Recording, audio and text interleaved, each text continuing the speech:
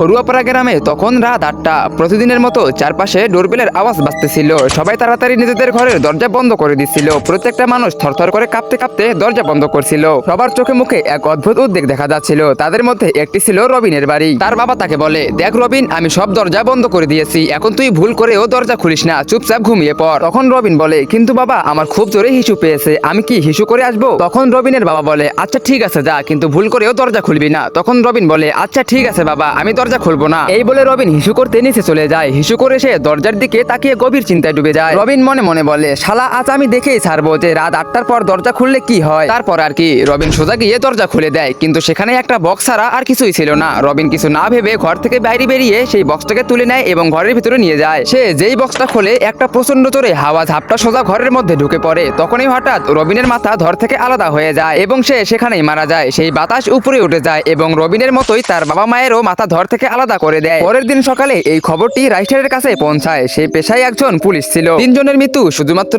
একটা দরজা খোলার কারণে। এটা শুনে রাইস্টারের গায়ে কাঁটা দিয়ে ওঠে। রাইস্টার অনেকক্ষণ ভেবে বলল, এখন আমার এই রহস্য খুঁজে বের করতেই হবে, কেন রাত 8টার পরে দরজা খুলতে মানা করা হয়। রাত হয়ে এলো, রাইস্টার সেই বাড়িতেই ছিল। রাত 8টা বাজলো, চারপাশে ডোরবেলের আওয়াজ বাজতে শুরু করলো। রাইস্টার ভয় না পেয়ে গিয়ে দরজা খুলে দিল। সে সেই একই বক্স দেখতে পেল যা অর্জুন দেখেছিল। সে বক্সে ঘরের ভিতরে আনলো এবং খুলে দিল। ঠিক তেমনই হলো, একটি বাতাস এলো, কিন্তু এবার সেই বাতাস ভিতরে ঢুকতে পারলো না। চারপাশ থেকে চেষ্টা করার পর তাকে তার আসল রূপে আসতে হলো। একটি ভয়ঙ্কর ডাইনি। ডাইনি বলল, আরে এই বাড়িতে আমি ঢুকতে পারতেছি না কেন? কালকেই তো ঢুকেছিলাম, এখন আমাকে নিজেই যেতে হবে। সেই ডাইনি রাইস্টারের দিকে যাইতে শুরু করে, কিন্তু আসল রূপে এসেও সে ভিতরে ঢুকতে পারছিল না, আর নাই বা রাইস্টারের কোনো ক্ষতি করতে পারছিল। ডাইনি রাইস্টারকে বলল, আরে বল তুই কে? তোর কাছে কি শক্তি আছে যা আমাকে ভিতরে আসতে বাধা দিচ্ছে? তখন রাইস্টার বলে, আমি একজন মানুষ ঠিকই, কিন্তু আমার কাছে এমন ক্ষমতা আছে যা তোকে কেন তোর থেকে বড় ভূতেরও আটকাতে পারে। তুই কোন ক্ষেতের মূলি? এবার বল, লোকেদের 8টার পর কেন মারতেছিস? না হলে আমি তোর এই বক্স পুড়িয়ে দেবো। তোর ক্ষমতা তো এই বক্সে আছে, তাই না? ডাইনি বলল, না না, এমন করো না, আমি তোমাকে সব বলছি।